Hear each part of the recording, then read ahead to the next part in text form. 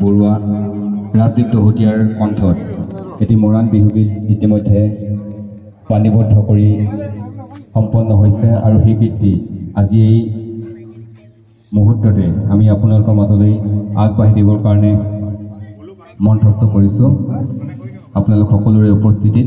গতিকে আজি ৰাজদীপ দহোটীয়াৰ কণ্ঠত প্ৰাণ পাই উঠা এই গীতটিৰ শুভ উন্মোচন কৰিবৰ কাৰণে আমি আমাৰ মাজত আজি সভাখনত উপস্থিত থকা এগৰাকী সাংস্কৃতিক কৰ্মী কবি শ্ৰীযুত সুৰেন্দ্ৰ দহোটীয়া ডাঙৰীয়া আমাৰ মাজত আছে। আমি তেখেতৰ হাতেৰে আৰু সকলোৰে সহযোগিতাত আজি এই ৰাজদীপ দহোটীয়াৰ যি মৰাণ বিহুগীত সেই মৰাণ বিহুগীতটি শুভ উন্মোচনৰ কাৰণে আমি আগবঢ়াই দিছোঁ। তাৰ পাক মুহূৰ্তত আমি উন্মোচক হিচাপে দায়িত্ব দিয়া শ্ৰদ্ধাৰ সুৰেন্দ্ৰ দহোটীয়াদেৱক এখনি মৰাণ ফুলাম গামোচাৰে আদৰণি জনাব বিচাৰিছোঁ।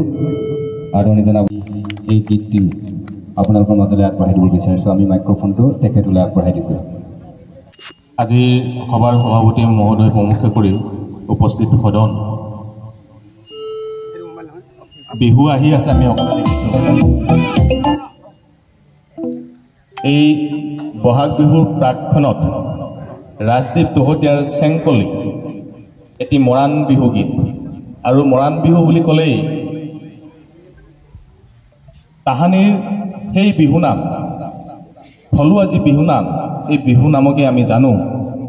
আৰু আমি উপস্থিত আছোঁ তেনে এটা পৰিৱেশতেই য'ত মৰাণসকলৰ লোককৃষ্টি লোক সংস্কৃতিবিলাক লুকাই আছে, আৰু তাতেই আমাক এই চেংকলি উন্মোচন কৰিব দিয়াৰ কাৰণে খুব ধন্যবাদ জনাইছোঁ।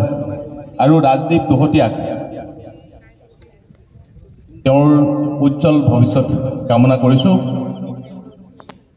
চেংকলিৰ কথাসুৰ ৰামেশ্বৰী মৰাণ, ৰুণু মৰাণ চাউৰক সংগীত শব্দ সংমিশ্ৰণ কৰিছে আমি সকলোৱে জানো বিক্ৰম চাউৰক। এই অঞ্চলৰে এগৰাকী উদীয়মান সংগীত শিল্পী। বিন পিলিক চাউৰক, বাঁহী মন্টু নেওগ, ঢোল তাল পল উৎপল গোহাঁই। ৰাজদীপ দহোটীয়াৰ চেংকলি। মই আনুষ্ঠানিকভাৱে ৰাজদীপ দহোটীয়াৰ চেংকলি শুভ উন্মোচন কৰিবলৈ আগবাঢ়িছোঁ, আৰু সকলোকে মই সহযোগ কৰিবৰ কাৰণে অনুৰোধ কৰিছোঁ। এয়া ৰাজদীপ দহোটীয়াৰ চেংকলি শুভ উন্মোচন হৈছে বুলি ঘোষণা কৰিছোঁ, আৰু এই গীতটি অকণমান মই আপোনালোকক শুনাব বিচাৰিছোঁ।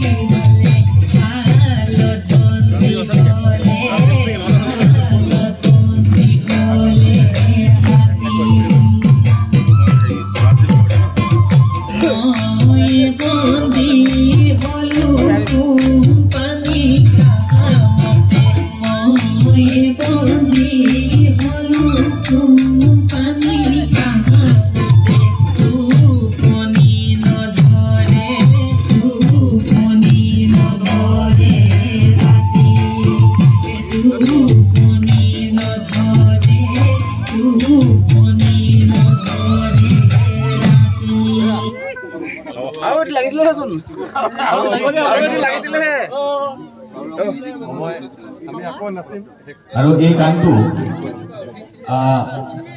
বিক্ৰম চাউলক মিউজিকেল এই ইউটিউব চেনেলত উপলব্ধ হ'ব চাউলক মিউজিক মই আশা কৰিছোঁ অসমৰ ৰাইজে চেংকলিক মৰম দিব আঁকোৱালি ল'ব চেংকলি হৈছে মৰাণ বিহুৰ বিহুগীত গতিকে এই মুহূৰ্তত আনুষ্ঠানিকভাৱে শুভ উন্মোচন কৰিলোঁ বুলি ঘোষণা কৰিলোঁ ধন্যবাদ